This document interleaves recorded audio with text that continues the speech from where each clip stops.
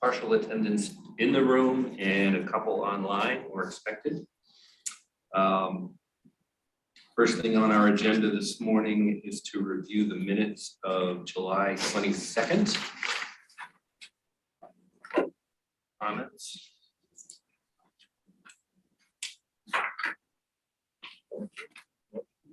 Moved.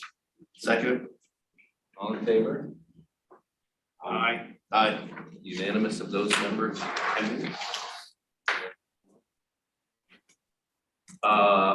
Second item is to introduce our new planning director, Autumn.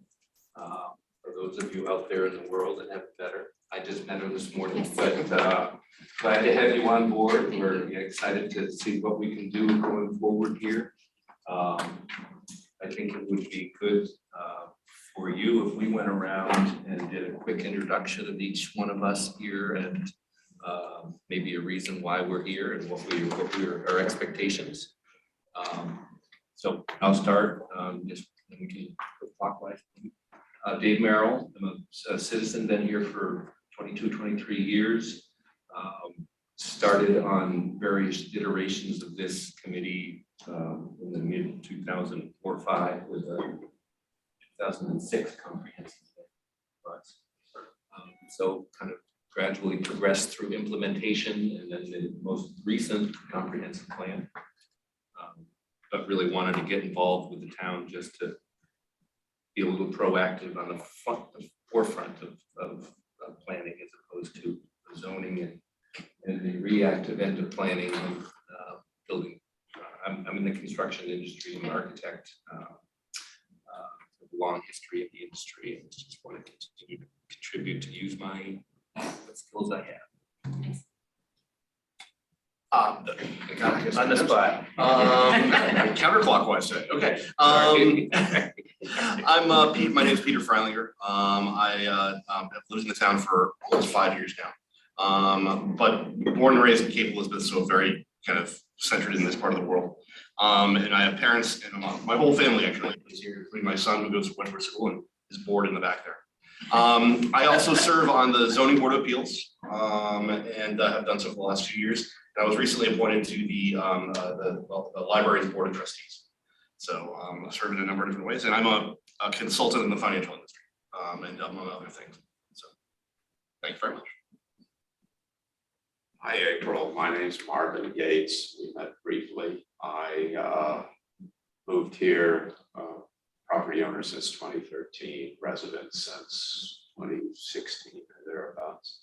The reason I'm on this is someone approached me and asked me if I'd be interested in I have a problem. I'm an artist by training. It's my education. And I run a small art gallery down Black Point Road. Please come visit. It's mostly seasonal. And otherwise, I think it's fair to describe my approach to long-range planning as conservative. I think that's how others might describe it. Not anti, but conservative approach to growth development. My name is Portia Hirschman. I've been a resident of Scarborough now a little over 10 years, actually from East Boothbay, Maine. So I'm a construction engineer by background and spent 25 years in the construction business, and then I became an ordained Episcopal priest. My concerns here in Scarborough is to see growth happen and more in a pretty organic way. My particular concerns, I also serve on the transportation committee, is how we minimize the number of automobile trips and begin to encourage walkers and cyclists and so on. But I also have concern about affordable housing and how we are approaching that here in Scarborough. So those are two of my major concerns. I'm Rachel Hendrickson. I'm the liaison from the planning board. I'm also on the Parks and Conservation Land Board. Part of my background is I've got a master's in organizational development, and through that, I've had a lot of work in assisting in long-range planning and in training that. So when the opportunity to be a liaison came up, I said yes. It's a chance to get back to the beginning. In other words, to get to the ground floor, to start making sure that what comes before the planning board is something that we really can not just get behind, but use to help the development of Scarborough. So I'm looking forward to this. I'm Don Hamel, I'm the town council. I'm in my third year of, or fourth year of a 6-year commitment on the town, sentence of the council. I've been in Scarborough a long time. My wife grew up here. We have 4 kids who went through schools here, so we have a long commitment to the town.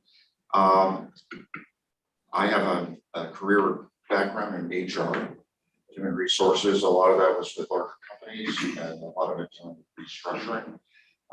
My committee assignments are the Ordinance Committee and also Appointments and Negotiations Committee. So I'm filling in today for Jean Marie Caterina, who is the town council liaison to the Long Range Planning Committee. So my interests are twofold. One is, trying to balance the competing demands of growth and development with sustainability. And secondly, that it really extends to the physical health of the town. A lot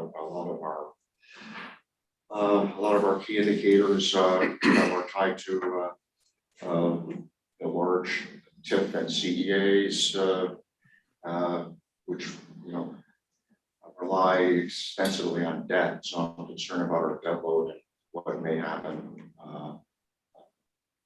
given changing landscape of economic fundamentals. So that's why I'm here. Welcome. Thank you. So pleased that we're going to rudderly ship sandwiches in the committee room. My name is Rick Cheney. Smile my last name. Can't hear you down there. Hinay. Sorry. I'm an attorney practicing in Portland, with a firm of Drummond Wood, so I do real estate work primarily. Lived in Scarborough since 1994. Served on a number of committees. So long range planning being one. Chaired the last committee before that put together the plan twice, 2 times back. Okay. Worked on the committee for this. I currently sit on this board, this committee, long range SEDCO. Really with SEDCO. Was on the planning board, chaired it for a time. Also serve on land trust board. Rotated off this president. Been here for a long time.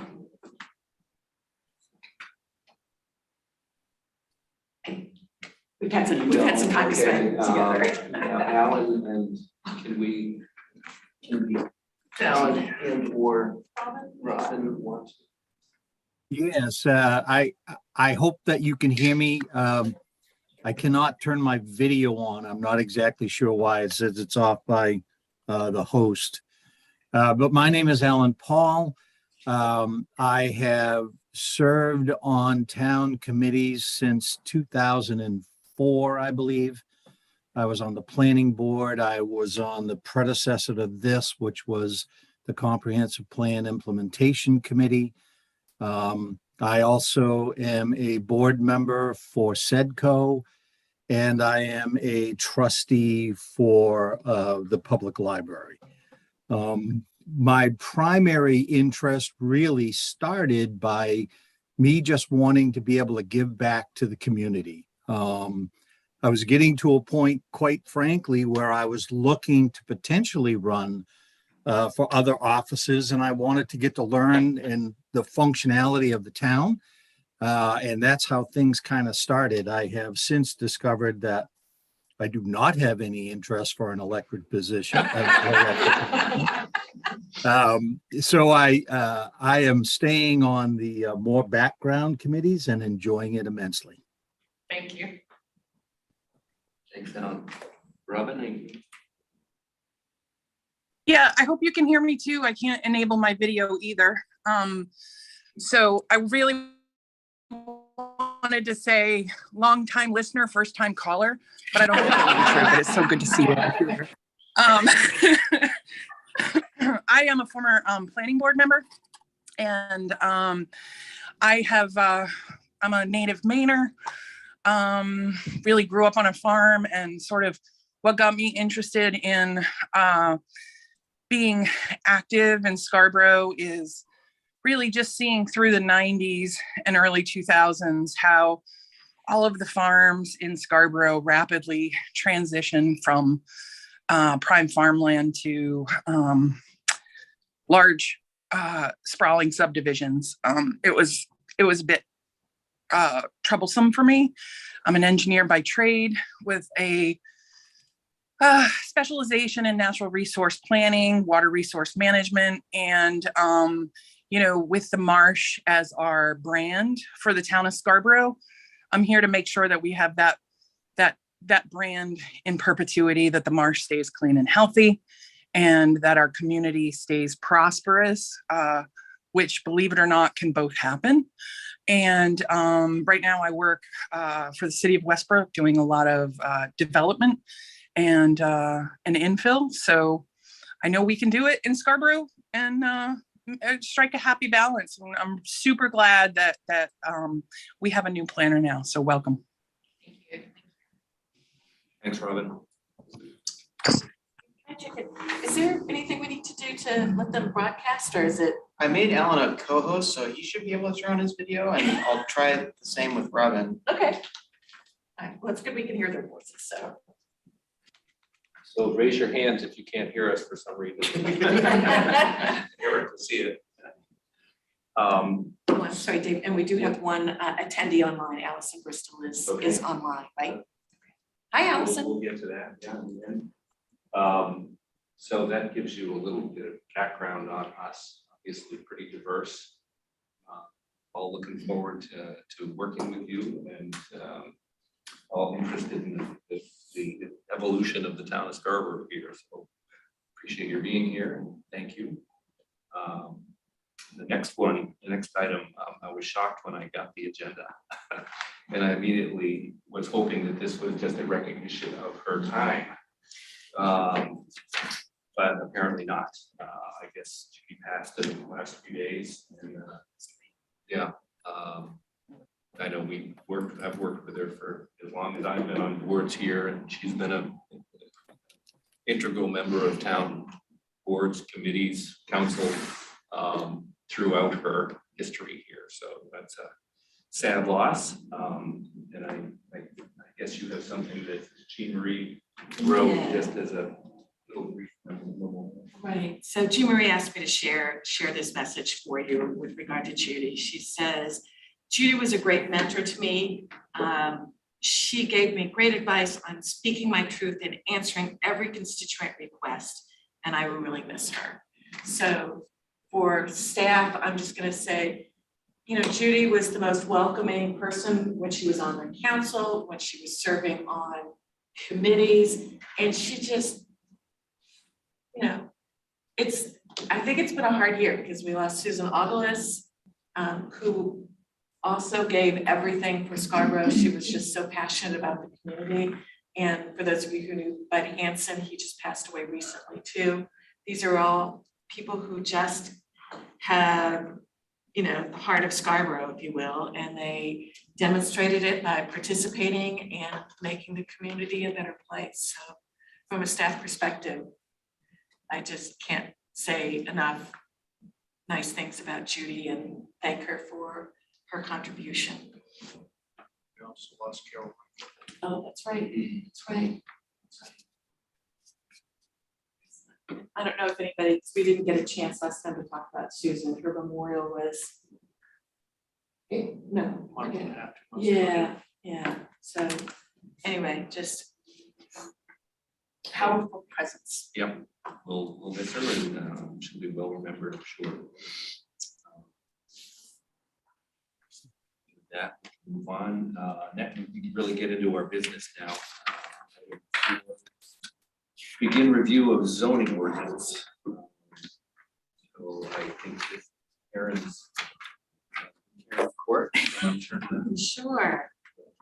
So most of the statements in our, on our strategy statements anyway, most of the actions required were review zoning ordinance. So we felt like the first piece of that is to really go back and understand what our zoning ordinance is really requiring of us and what its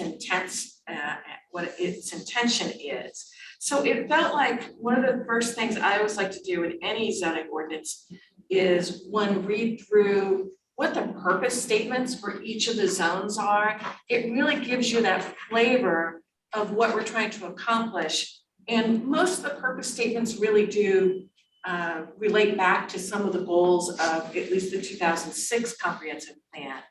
And so I wanted to take a moment to refresh ourselves and go through the purpose statements. We're not going to go through each one now, but I am curious as to people's reaction when you read the purpose statements in this order, where they're going from least intensity to most intensity, whether anybody had any feelings about the purpose statements or any comments on the purpose statements. Did anything surprise you? I wanted to make one comment actually, and this is relating to specifically, I don't want to get too into the details on it, but I feel like I have to. Higgins Beach and Pine Point and Black Point. I've been asked by the zoning board to highlight the fact that nearly, if not more than half of our zoning board variance business has to deal with setback and setback requirements in those two areas. And I note that most of Black Point is in the R2 district. Higgins Beach is largely in the R3 district, both of which don't recognize the historical platting of those areas and they're not just putting a burden on the zoning board. Our variance approval process under Maine statute requires us not to make variances unless they are unique to the properties involved. And unfortunately, these aren't unique issues any longer. And we can't really, we're finding it difficult to meet that uniqueness standard in looking at variances for these areas. So the zoning board would like to have the long-range planning committee, the ordinance committee, and the town council consider some modification of the zoning for those two areas in particular, so that we get the zoning board out of this somewhat awkward position that we're in, where we have to deal with lots of our business on just these two areas, number one, and number two, we're repeatedly making the same variances for substantially similar properties. So, and I note that the general comment I have on this one is that the R2, R3, and R4 districts all sort of have a density requirement which is not reflective in many cases of the density for the existing areas of town that are zoned in those districts. I think that makes sense because of the zoning that was adopted. Zoning was adopted in our town after we had a lot of development in the 40s, 50s, 60s, et cetera, which were on smaller lots and were on different lots. So there's a historical reason for that, but I think we should give some thought to aligning better the definition of the zoning, the residential zoning areas with the reality on the ground of the platting that exists for quite a few of our existing areas of town. But like I said, the zoning board just needed to raise to this group the issue on Pine Point Black Point and Black Point and Higgins Beach, because again, we're now we've reached a low of we're starting to get uncomfortable with what we're being asked to do as a zoning board. And that certainly, I think, falls under that general criteria in the plan when we talk about simplification of the ordinance and streamlining. Yeah. And I think that can fall under that, but that's certainly good. And then, Portia, you had another suggestion from the transportation committee. Right, we understood that, and it kind of goes to the zoning piece, that there is an opportunity, at least in one case, and maybe multiple cases, for small grocery deli type locations that would be out in western Scarborough.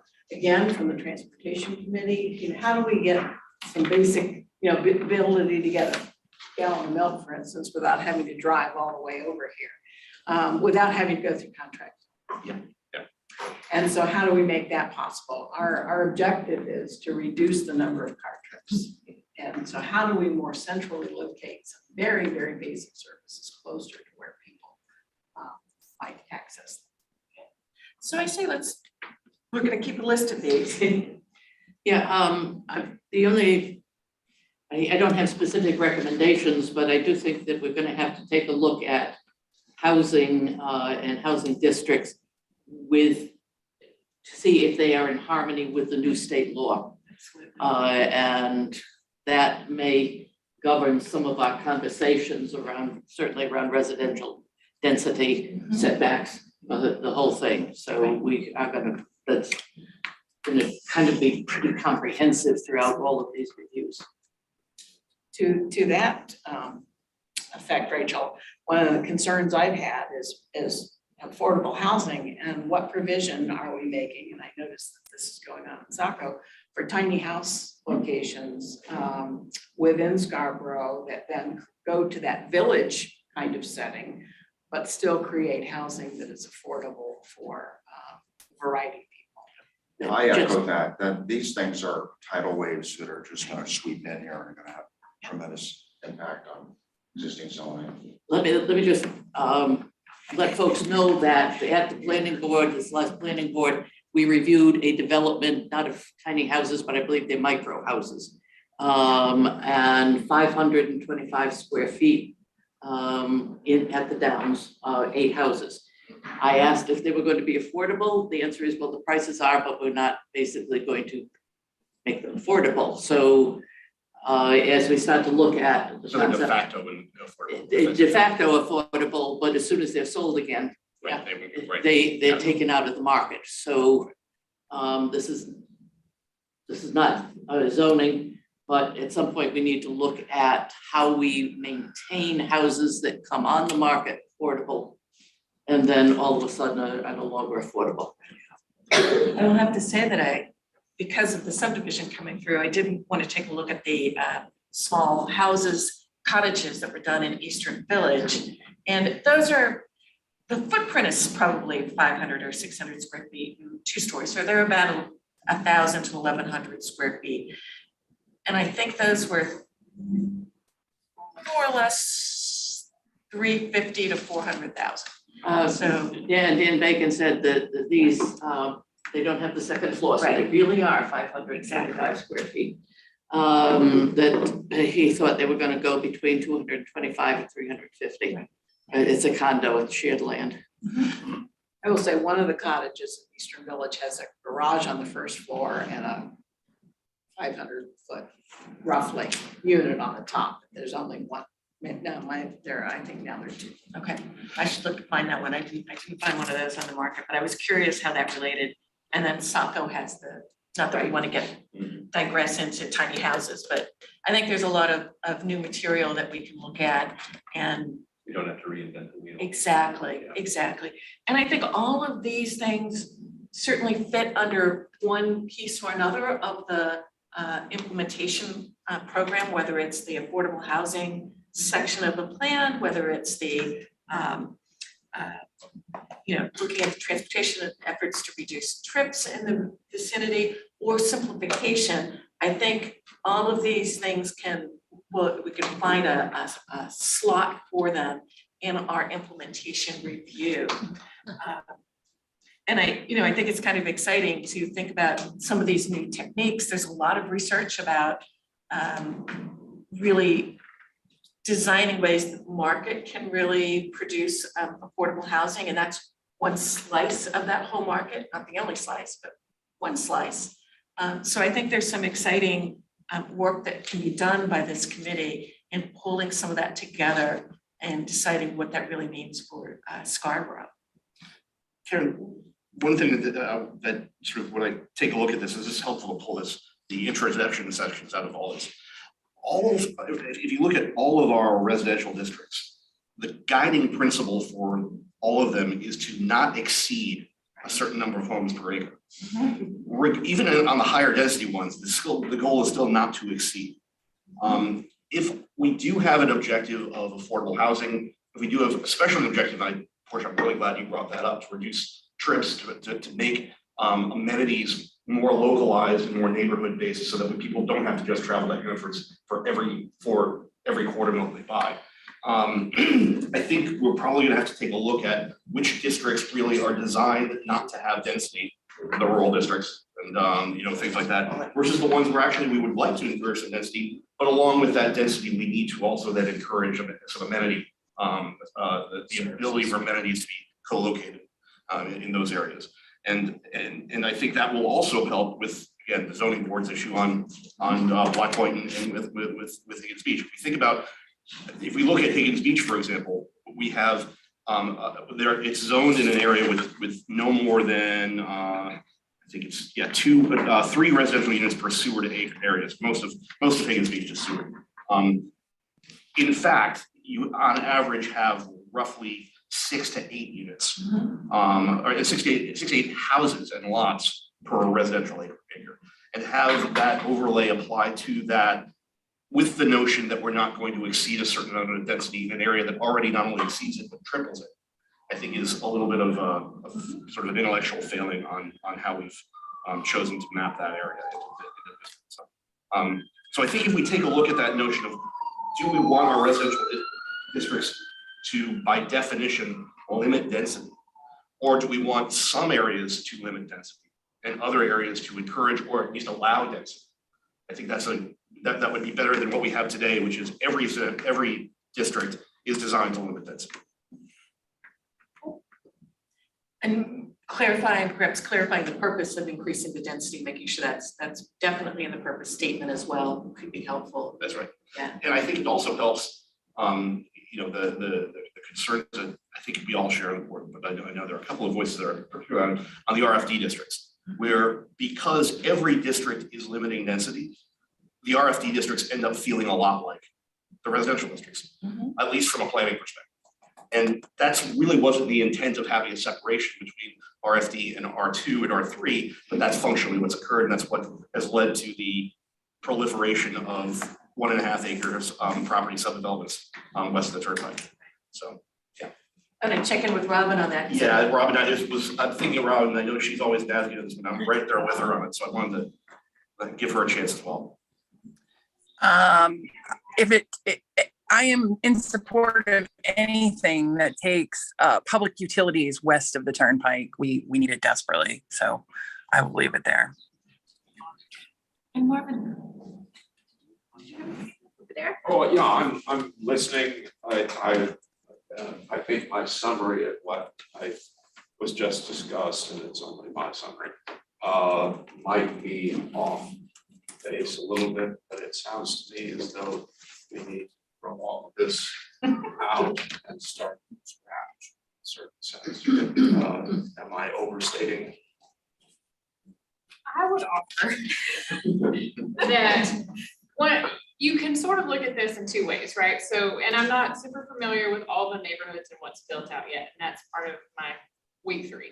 So your zoning map, and what you'll see a lot of times is you could get in the weeds worrying about one zoning district that's 95% developed. So it's important to identify what's developed and what has potential. And then we really want to, the LD 2003, that's going to add density to what's developed. That is going to add the ability to add accessory dwelling units and things like that with each of those lots.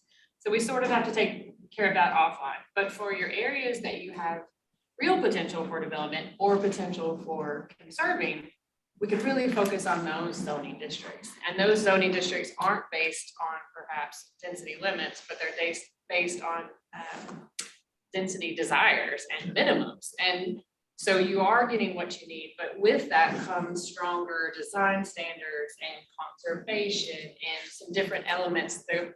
The inclusion of small, no gasoline though, small neighborhood stores, so you can have some services.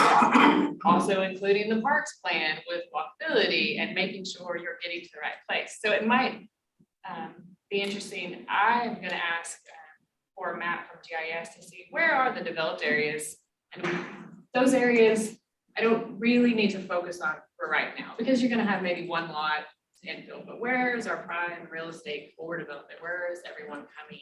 Because you all have quite a lot of space compared to many of the other towns around you. So that's kind of how I would approach it. I think you can get, and this is, we won't throw it all out, but it gives you the framework to get started and to see which ones need to be sort of saved maybe and respected, that's what those neighborhoods are. And someone made a point about finding out what the density really is. And so maybe that becomes more what this represents. This neighborhood is 3 units per acre. There's 4 available lots in it.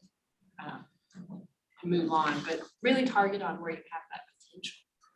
The one add-on I'll make to that, and it relates to my zoning board comment, is that quite the areas that have the highest density within town are areas that continue to go through a pretty strong redevelopment process. Right. And that's really what leads to the zoning board issues that we're finding. So I mentioned the 2 that are most obvious that really do need some adjustment. We need to take a look at that. But I think it would be helpful as we look at the maps and that there are some other areas of town in Pleasant Hill and in my area of town in Blue Point, which are seeing that turnover issue where families have been in the house for maybe 1 or 2 generations. They sold it. They're now trying to convert from 2-bed, 1-bath to 3-bed, 2-bath, and they're running up against, setback issues that were set were platted in 1950 before the emergence of these issues. So here, I think you're exactly right, but I think we also need to have that lens of Scarborough going through that Yes. generational transition.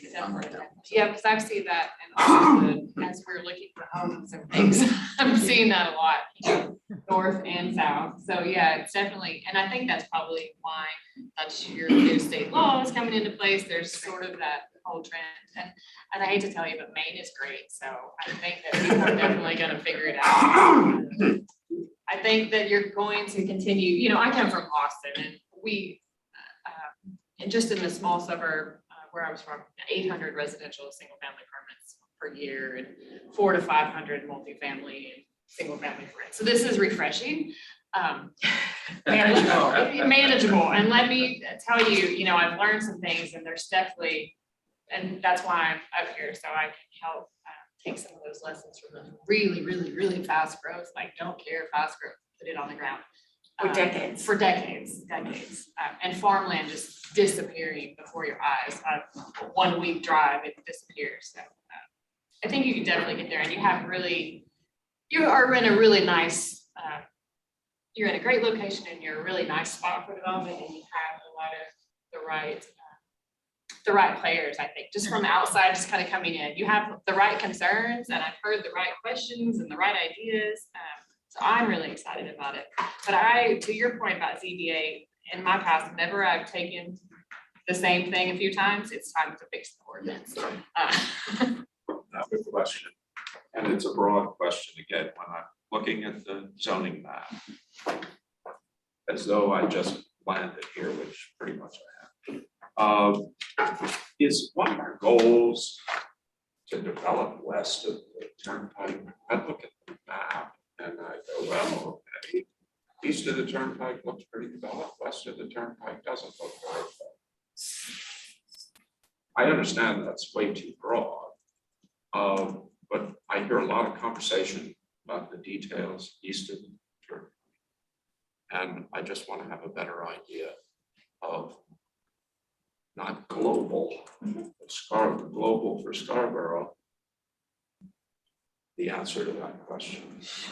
So the comprehensive plan is fairly straightforward about that. The concept behind having the increased densities really, in some respects, there's some increased density that's sort of existing.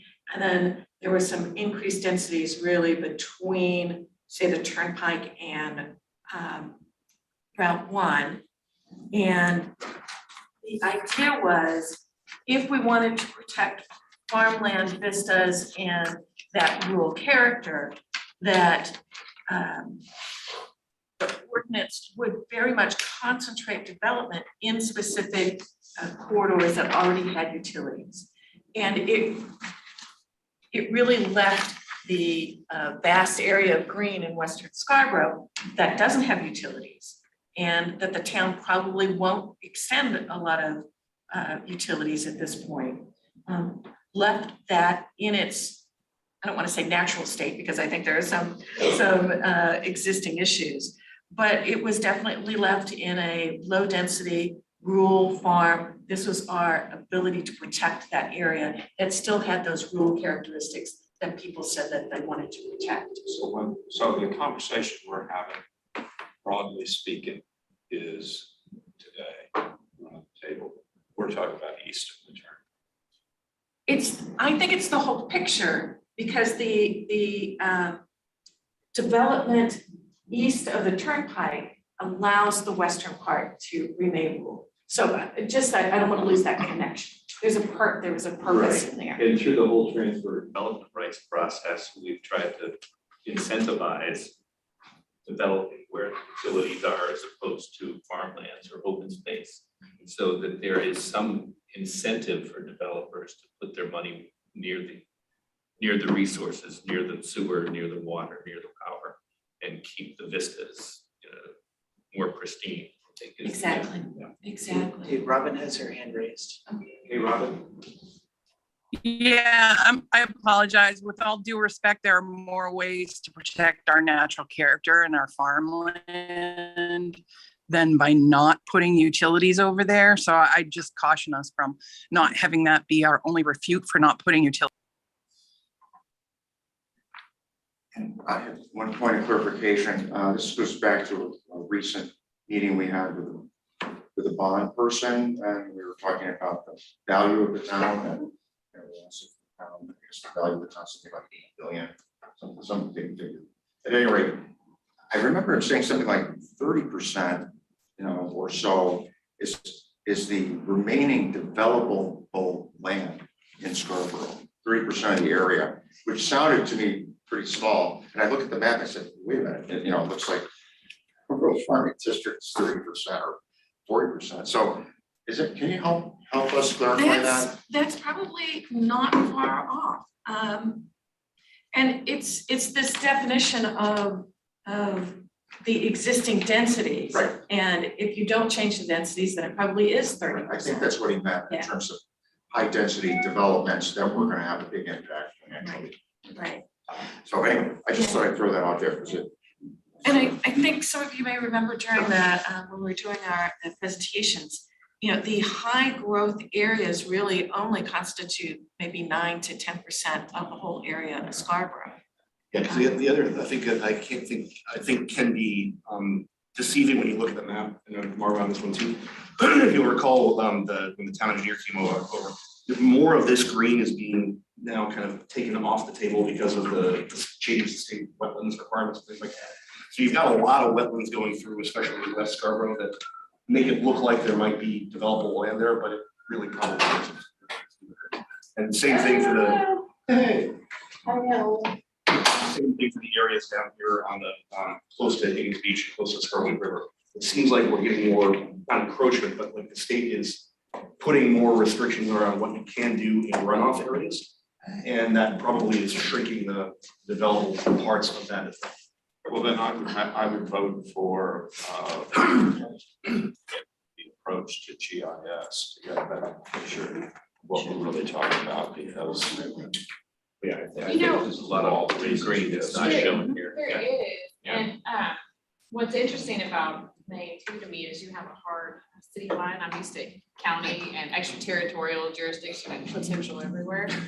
So I was recalling something we did at Flagstaff, and we used GIS basically to figure out what you have acreage per what you have today, essentially, what you have potential. And we can go through some iterations of, if you change density, what does this do to your population? What does this do to your impacts on your infrastructure needs? And so you can really see, there's a limit, right? So at some point it will end, maybe in 50 to 60 years, but there is a capacity for what you can have, the amount of people and those. And so that may be an approach to kind of work back from, like, this is the most we could have. This is what we have. where are we comfortable on an annual basis and roll that into that GMO conversation too. I think that might be a really, because you have this hard fast, you have wetlands, you have conservation areas. So I think that might be an interesting way to just do it mathematically almost. And One just more really- perspective. Yes. And another overlay, Portia mentioned this kind of over on the center of the table, I think it's right, to overlay that on existing thoroughfares and traffics Correct. and pardon me. Excuse me, probably my throat today.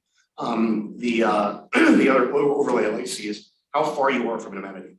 And the key amenity would be grocery stores, because I think that's what people probably are most single-use traffic for.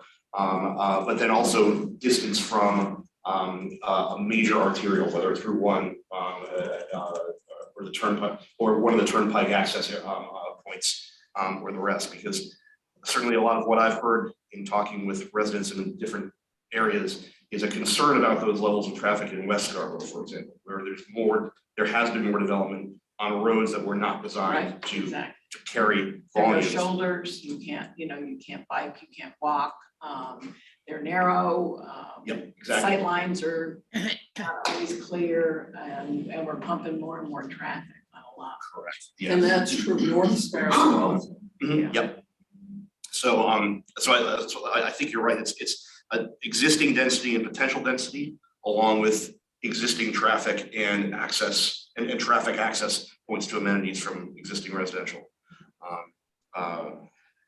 The last comment I'll make is I think we've talked and I know Alan's made this point before. We're running out of industrial and light industrial space in town. And I know Sedco's got a perspective on that as well.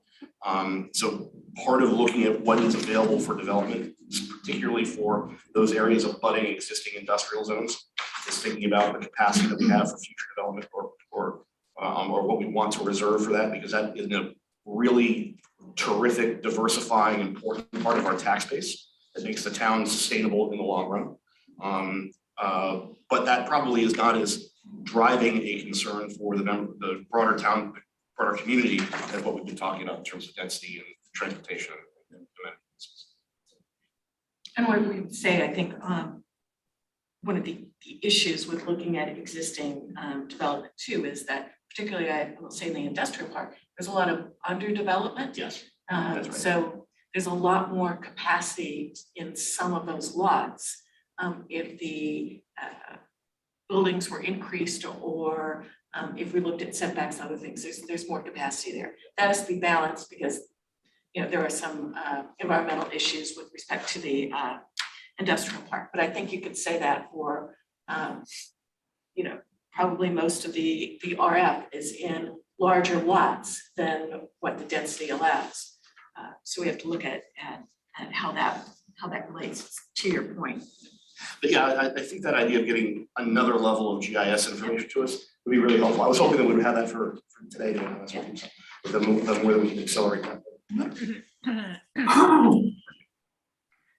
Yes, I would say historically, we've hit a lot of these over the course of time. I know we talked about in earlier comprehensive plan reviews, making neighborhood centers in West and North Scarborough, making land available for a small grocery store. And I'm not sure, I guess I'd have to refresh my memory as to where that might have gone slightly astray or they're too small to actually be useful. But I know we talked about that historically in a lot of our reviews in the past. The other one is the transitional neighborhoods and how that has contributed to our school population. I see in my neighborhood in the last 5 years, all of a sudden now it's all young kids, when 5 years ago it was elder kids going off to high school and college. So that is, in my mind, a huge driver of the school populations right now to be aware of.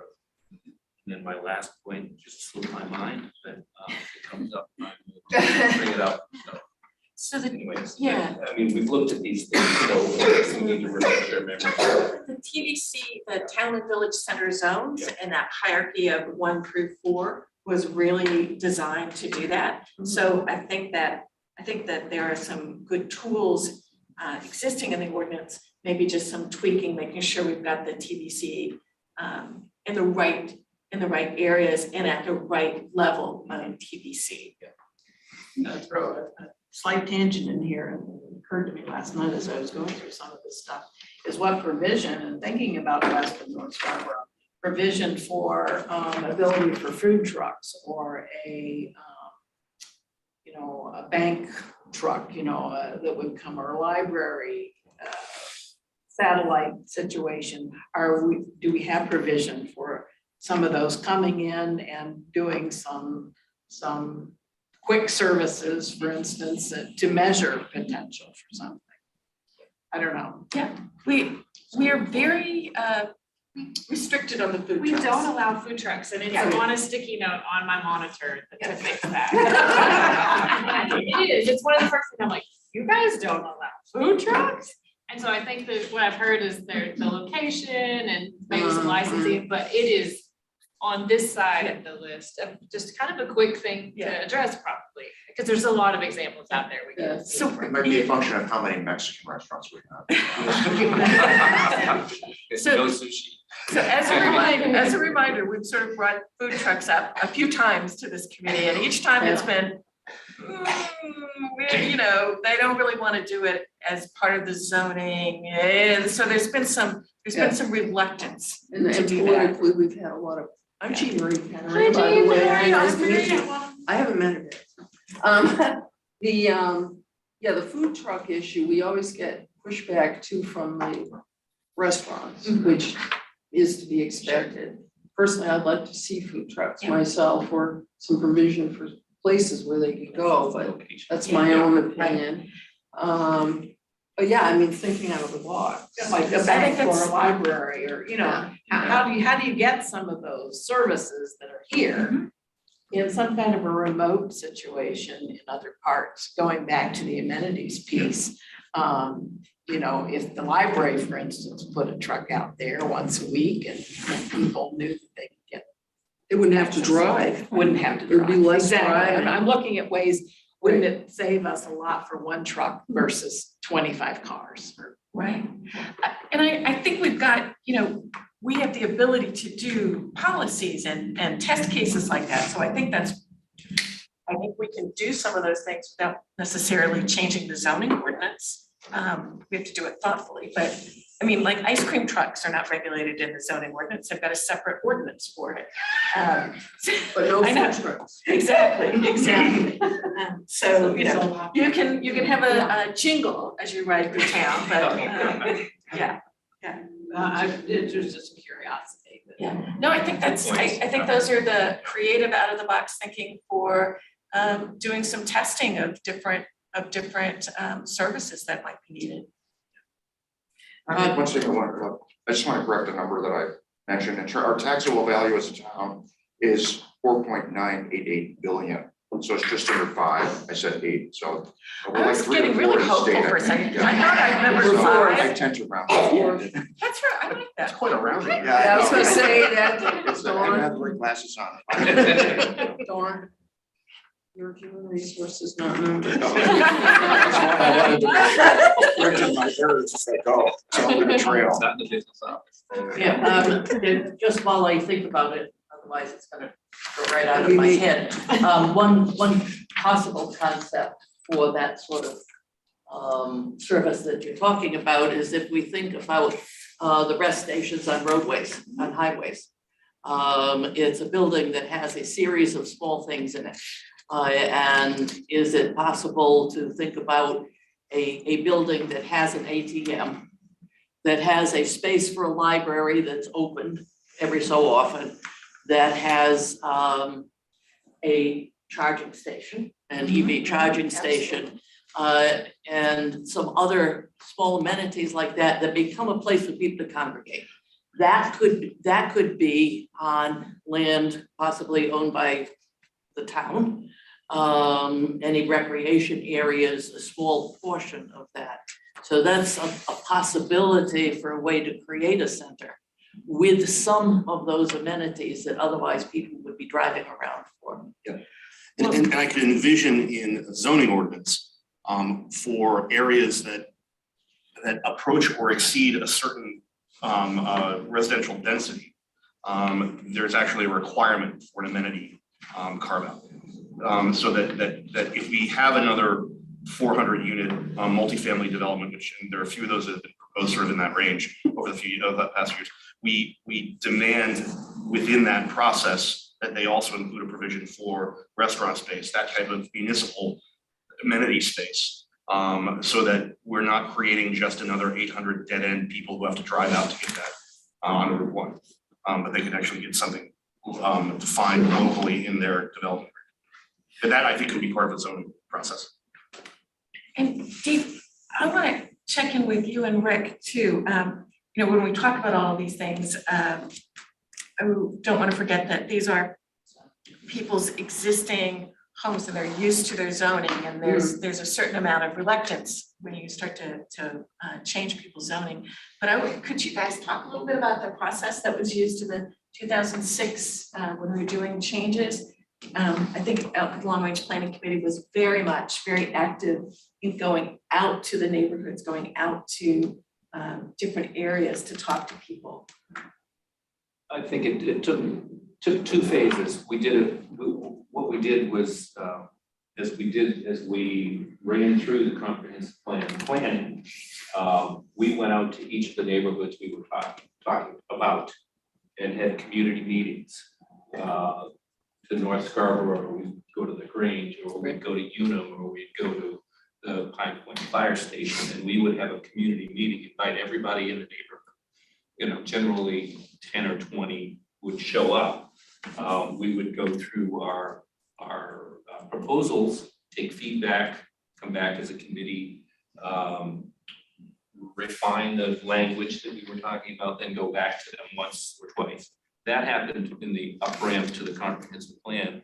Then once the plan was implemented, we went back and did it again as we were working towards implementation of planning changes to, you know, hit it one more time before there was it went to the council for ratification. But there was a very intense neighborhood by neighborhood process of dialogue that we pursued to make sure we got it right. And that's where we are today. I think we've been through zoning ordinance over the last 10 years pretty hard. And worked with the council on our recommendations to get those passed.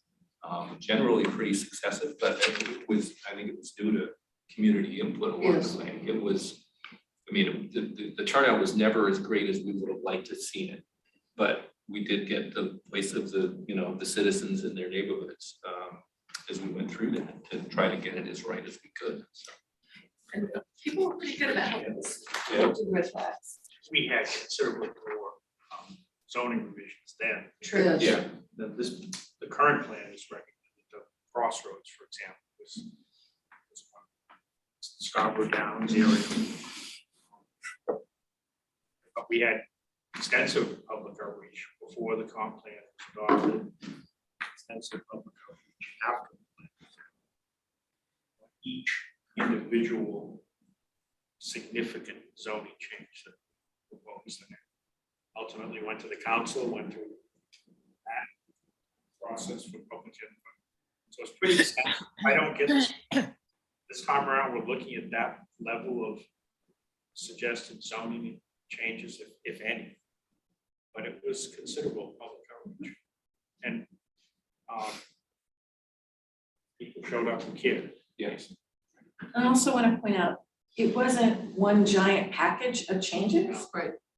So as you worked through something and you got to a good place on the proposed change, that would go through. So I don't want anybody to feel overwhelmed, and I don't want the council to feel overwhelmed that at some point you're gonna get like 50,000 changes all at once. It was small by Right. yeah, neighborhood by neighborhood.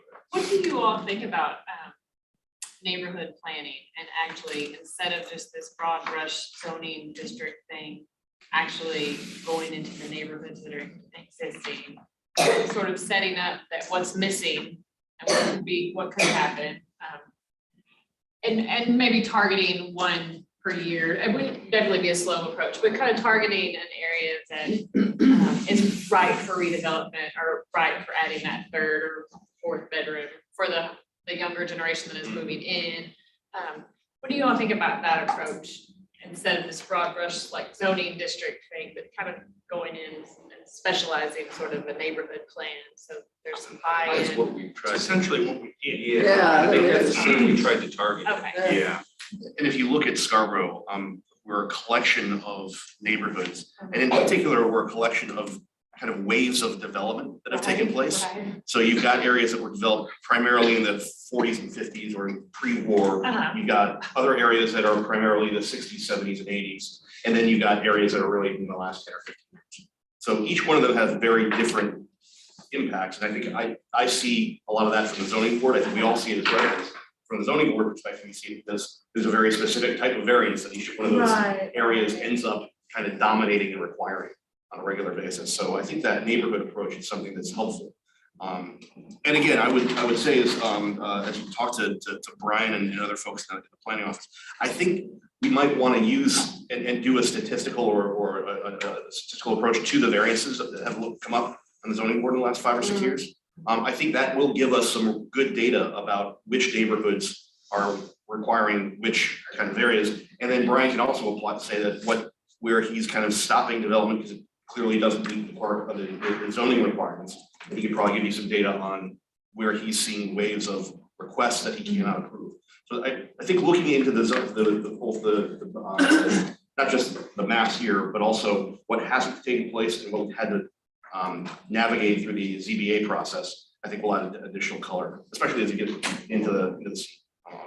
So Peter, I have to ask, during the original first 4 meetings that we did for the comprehensive plan, where we just asked, I think they were called the Imagine the Future ones, and we were asking people what they see. And someone said Scarborough is like 5 villages looking for an organizing principle. And Sounds like one of my prior employers, actually, but yeah. I remember that statement. It's one of those things that in all of this time, this is back in 2018, and I will always remember that particular statement because it was, it resonated. We've got all of these different villages that we're trying to, not just zoning, but all sorts of different approaches to the neighborhoods and to the villages, but that looking for an organizing principle, which it just struck me as very much Scarborough. Yes, no question. Yeah. And I think that does inform the idea that, and as I look at this, kind of taking a big step back, the idea that we have the R2 district covering both Black Point, Pine Point, most of Running Hill Road, or sorry, Pleasant Hill, and all the rest, those are very, very, very different areas with different socioeconomic characteristics, different traffic characteristics, different historical development characteristics, different plat standards. The idea that they all are within a single zoning definition explains a lot of what I do at CDA every time. So yeah, so there you go. Well, just to play devil's advocate for a little bit, I know there was resistance. I mean, we could make 30 more zones. I think there was some resistance to try to see what we could make commonality out of during the process. But as we grow, as time passes, these get more and more unique. Yeah. So you're right. But there, it's been discussed, but there's been a reason, I think, why it's been slow. And I looked at Marvin, I'm surprised the Black Point people let themselves be in the R2 district. I think neighborhood planning, at least for me, resonates a lot. It seems to be a missing component. At least as I see it, approaching it that way, more that way, or not to say less by zoning areas and more by neighborhood seems a very good idea to me. What do you think? I wanted to, I'm sorry, I was actually going to speak for Margaret. Just to throw a monkey wrench in a few things, I'm good at that. As you know, the state passed that LD 2003, which is a member of the Legislative Policy Committee. I pushed back on portions of it that I thought didn't make sense, but, you know, but we need to keep in mind that the state is now moving towards less zoning because they don't like this, and I don't blame them, it is exclusionary zoning, potential for exclusionary zoning. So I just want us to be aware that the movement in the state is away from more zoning. And so we don't wanna be running up against that too. We do all this work and the state comes in and says, no, sorry. Yeah, I think we can, again, part of the conversation, I think we can navigate that because there's the zoning that will allow for new development or not allow for new development, you know, both sides of that coin. And a lot of, I think what I'm raising here are what we do for the existing neighborhoods. So areas that have already been developed that will be subject to the ADU requirements and other things like that. But those neighborhoods have been developed in very, you know, idiosyncratic ways over the past 100 years. Some very, very dense, like James More Beach. than 100 years. Yeah, no, exactly. That's my point. That was, Yeah. some are very, very dense that reflect a pre-car mentality. Right. And some that are very not dense, reflecting a pre-car rural mentality. Agriculture. And then increasingly suburban areas that grew as automobiles kind of proliferated from post-war into the Right. 80s and 90s. Those areas now each have their own infill or renovation requirements. And I think we should look at those differently because they're platted differently. You know, some have an average 3/4 acre lot, some have an average 10,000 square foot lot. I think though you're right, and I hear you on that one, Jean Marie, is that we still have as a town, a lot of areas that are not yet developed. And those we're gonna have to be careful. I think the state is gonna force us into not divvying those up into lots of different conceptual Well, zones. maybe or maybe not. I mean, I don't know. It depends on who's gonna be in charge in the state Yeah, too, you but, know, but, because it's political, a lot of it's political. But, yeah. I mean, I just, having lived in Scarborough since when did I move here? 88. I had to remember, when did I move? 88. And living in a house that was in my husband's family for years before that, you know, and my husband's one of the Libbies, one of the original families, so to speak. And knowing a lot of the history of Scarborough and having grown up next door in South Portland and seeing the changes, I hate to see us lose our rural. You know, to me, Scarborough's interesting. I really like how we do it, Scarborough, because it's like we've got these concentric circles, if you will. You know, you're high growth, and then it goes out, and it goes out to less and less. And seems to work well, and we're actually ahead of the state in a lot of our zoning. You know, that LD 2003, I sat there and went, oh, we already do that. Oh, we already do that.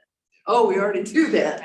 But I don't know, to me, it's just, you know, it comes down to what do we want Scarborough to look like? And what do we want to preserve? I'm very concerned because, you know, as a real estate professional, you know, I'm very big in private property rights. People own land and they should be able to do with it, according to zoning, whatever the rules and laws are. But you don't want to be too restrictive on it by the same token. But yet, we need to be conserving some very fragile, important areas in this town. And I think we've done a pretty good job of that, but there's a lot more work that needs to go on with that. But anyway. So I just want to point out, Vision 3, we've got 5 big visions. And Vision 3, our ordinances will support the diversity and characteristics of existing and emerging neighborhoods, centers, and open spaces. So this whole discussion is very much anchored in, you know, the third of the 5 visions. So, you know, I always want to keep us tied back to what the comprehensive plan is saying. One thing, I think Autumn and I could use some feedback on as we move in, because I think residential's got some things coming down from the state that we need to work on and that we need to think about. Certainly LD 2003 is one of them. But I was wondering if we could maybe talk about the commercial zones for a minute. And Karen, one thing on the commercial zones, we talk about looking at these in light of sort of the concept of mixed use. Yeah. I didn't see anything here about what's allowable for residential or multifamily development in these. And that kind of leaves a big gap for me in understanding the mixed use element of the conversation. I did not do a table I did not do a printout of the table. In the spreadsheet that I sent you, there's a tab at the bottom that shows within commercial zones what the residential pieces are. Gotcha, and I haven't had a chance to open up that spreadsheet. Yeah, it You was sent a just lot of gonna be- email this past week, Karen. I did, that's, you know what? Thank you. I'm gonna tell you, I was so excited to get this one chart done that I sent it as soon as I finished the Excel spreadsheet, it was like a hot potato. I wanted it off my desk, and then I realized, oh, I probably should have formatted it better for you, but, Sorry. you know, sometimes you just wanna call something done. Lots to digest. Yes, so I think, you know, one of the things that I didn't want you to have to like try to analyze this.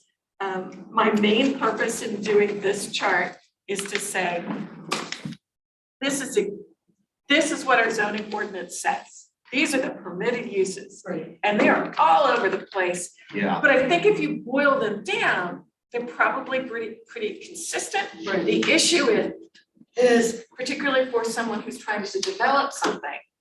You know, if somebody comes to me, well, where can I build X? I'm like, well, you know, there's 5 or 6 different versions of the same use. And not all of them are defined. And sometimes for good reason, you know, once you put a definition out there, you're sort of locked in and you don't have that broader interpretation. But I do think that if it makes sense to you guys, we certainly have some summarization, I think we can come back to you with perhaps a proposal, a couple of different proposals. The first one is just, let's have a consistent word that represents senior housing or nursery school. Let's just make all of the uses the same. And then I also think that there's such evolution in the use of the zoning ordinance with different uses. And I think the question that we might come back to you with is, do we really need professional offices and finance, insurance, and real estate? Maybe so. I think some of these probably came out of the ITE, the International Traffic Engineers Oh, yeah. definitions. And, you know, yes, banks have a higher traffic impact than, you know, perhaps a business office. So I think that's why some of these things may be here, but is that really necessary for the zoning ordinance? Is there room for some consolidation and some clarification? And if you guys are in agreement, I think we could come back and propose something that's a little bit, not changing anything, but just making it a little more consistent across the zones and consolidating. And that, I think, will make it easier for you to see, oh, you can do retail, different types of densities perhaps, or different types of intensities across the zones, but you could do retail in, you know, 10 different zones. But right now, it's like, I don't know about you, but again, my eyes roll back in my head when I try to figure out what this is really trying to tell me. Well, and I will tell you, when I first got here, I asked Eric the first day or second day, I said, hey, where's your land use table? And he said, oh, you don't have one. Oh. Yeah. Okay, so I'm, you know, I was gonna have to really study to get this. And then when Karen said she was working, I'm like, yes, thank you. So, you know, you just get that quick flush, so.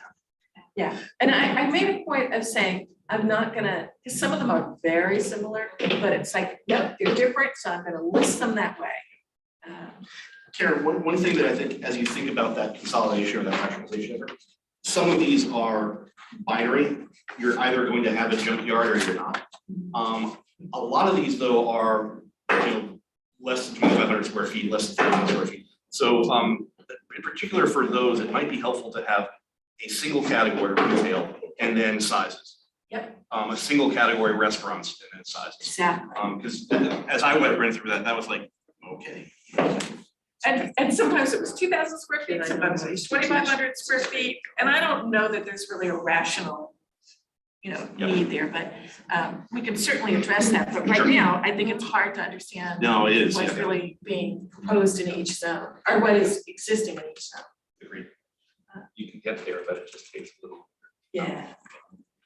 So, yeah, if that makes sense to everybody, I think that's something we can come back to, and we might want to, at some point, have at least us talk to Brian or have Brian come and talk about where he's had trouble doing the interpretation. I'm sorry, Brian Longstaff, the code enforcement officer. Karen? What is the Karen, Yes. what is the significance of the plus signs? Oh, it should be somewhere unless I edited it off. Oh, I did edit it off. Sorry, I forgot to last. Yes. So 1+ is special exceptions. The 2+ are, it's required of, you have to be in a plan development. The 3+ were a very unique, not permitted in TVC at the Black Point Road. And then I gave up and said, all right, the 4 just represents, there are some weird conditions out there. And if there's a special condition, like it can't front a certain road, that's where the four checks meant. And I Anything think that's. involving cannabis. Huh? Anything involving cannabis. Exactly. But no, they were just, that's the thing, the way we have the zoning ordinance structured is, in some respects, I understand why they did this, because you want to be able to say, oh, well, it's not just retail, you can't do just any retail, so we're spelling it out in the table. But again, I think the problem with that is it's harder to see what the use is. There should definitely be those requirements, in what I think we need to do. It is not changing anything except making it consistent and consolidating it so we understand it. And I think it was a result of us addressing a constituent, a resident's comment or some group, Exactly. small group to address something to fine tune it, and get it to a point. Robin does have her hand up. Hey, Robin. Hey, Robin. Thank you. I would just like to know that Public Works and Engineering, in addition to Brian Longstaff or whoever, will be consulted in sort of consolidating any of these uses, because I think the division of some of these uses does expand beyond just traffic concerns. So yeah, I guess before we combine, is that what you were referring to, Karen, that some of those commercial uses would be combined? Yes, potentially, there's a bunch of examples that probably are like the same thing, but if you're trying to interpret the ordinance, you might be trying to discern, why did we do professional offices and buildings in one and just professional offices in another? Those are virtually, hopefully, the same thing. But this goes back to checking with everybody, because I think there are some, just as Dave said, there are some residual language that probably was protecting a specific use or lot when we went in to do some changes. And so we just need to make sure that we're not losing any of that, which we may have to go back to everybody's institutional memories to try to Dave. Rick. The idea is putting these businesses where there is the infrastructure to support them, Yes, correct? yeah, and we don't intend to, again, this first blush is not intended to change anything about the ordinance. It's just making it understandable. Okay. And so I think that, again, the utilities west of the turnpike should be really considered in this as well, before you bring a professional office or warehouse in over 5,000 square feet. Thank you, Robin. Thank you. Actually, and this relates to Rob's comments. I think we should add the RF and RFD or the RFD zones to this, because there are a lot of allowed or special There use are. exemption enabling that include a lot of the commercial uses here for those.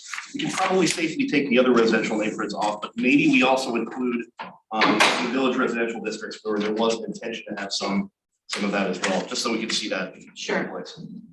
What if that as a working exercise, we add those, Yeah. so we Yeah, could, as that's we what I'm work through this, even the other residential, because you can see, ooh, that use might be appropriate there with Yeah. some conditions, Yeah, just yeah, for fine. brainstorming. Yep. To one. Absolutely. Kind of going back to an earlier thing, I'm assuming that if somebody wanted to open a small grocery store with a cafe, deli, what definition would they fall under? Is it under retail? Depends on what, 50%. It's, you know, there's So- one dominant use and then there's the accessory use. And Or I no. don't think they would fall under restaurants with no drive-through under 2,500 square feet. And that could, one good example, one kind of easy example for me is hotels and motels. So a hotel and usually defined as internal access, and a motel is external access, right? But you have hotels and motels, and then you have hotels and motels with guest rooms access to the interior corridors. So we can clean up some definitions Yeah. to clean up and consolidate. So Right. definitions is something we'll have to bring with this, so we have a full understanding of that. Because professional services could include banks, offices, law offices, attorney, all of that stuff. But you have to fix the definition too before we take away too many of the institutional sort of holdovers. And you'd be surprised how many uses don't have a definition. Yes, yeah. No, that would surprise me. I want to just mention we're at 9:20. I had to walk up the door at 9:30. I don't know if anybody else has a very hard stop, but I do today. So if there, mine's getting worse. You guys can. Yeah, I was gonna say, If this is you want. like getting I think more. that's how we need it, is to make sure, you know, before we, it's gonna take a while to do that consolidation. We just wanna make sure that we're in line with what would be helpful for the community. Yeah, so wrapping that up, you've got what you need for zoning ordinance for us to move forward, provide some materials.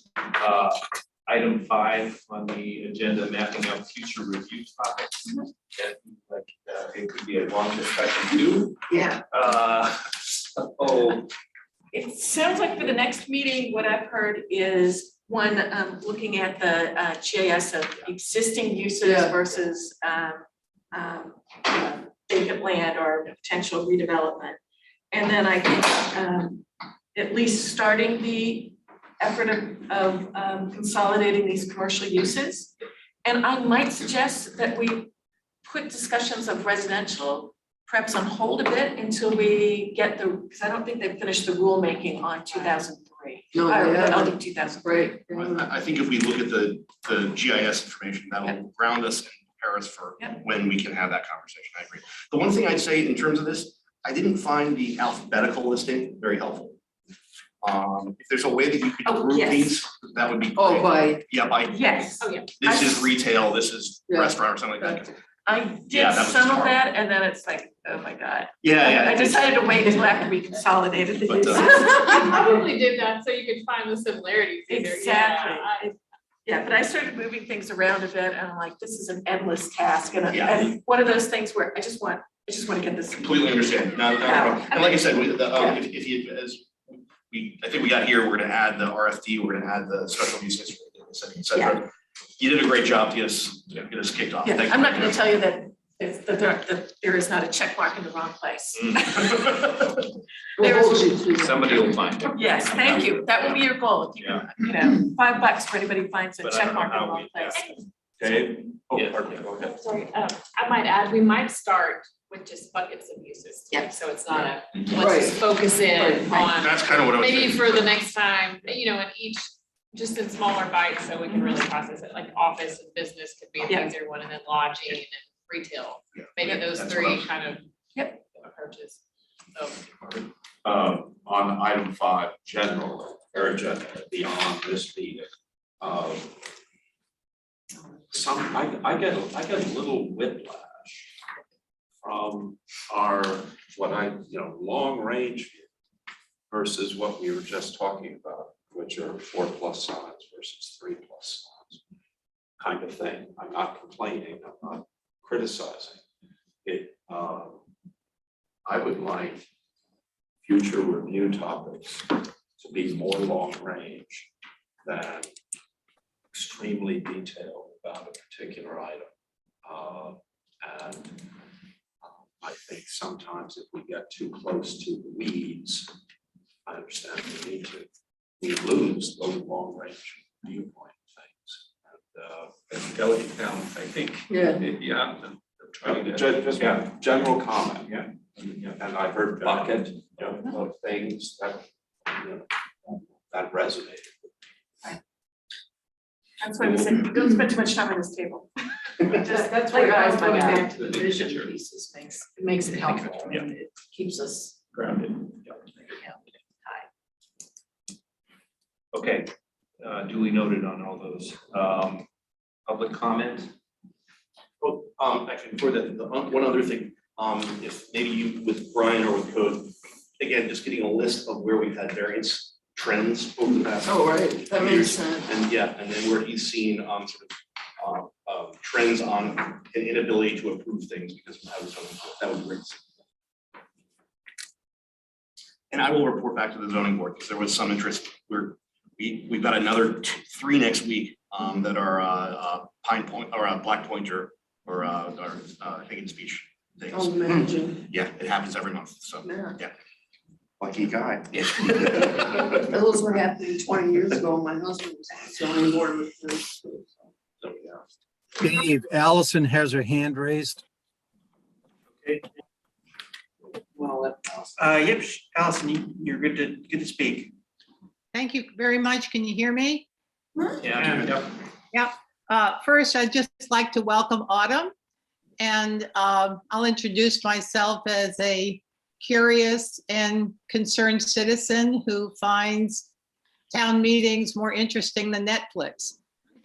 So I'll look forward to getting to know you. And wanted to comment, I was very interested in Mr. Freilinger introductory comments about the volume of requests they get at Board of Appeals with Higgins Beach. I happen to live down at Higgins Beach. And why it's interesting, and maybe it was before Mr. Freilinger moved back to Maine, when the Higgins Beach Character Code was in development and adopted in 2015, the impetus, from what I remember from Dan Bacon, was that they were getting inundated with requests for variances for any kind of construction down here. And so the zoning, and we're a very dense community. Most of the lots are 50 by 100. The zoning changed from setbacks being 15 feet to 8 feet.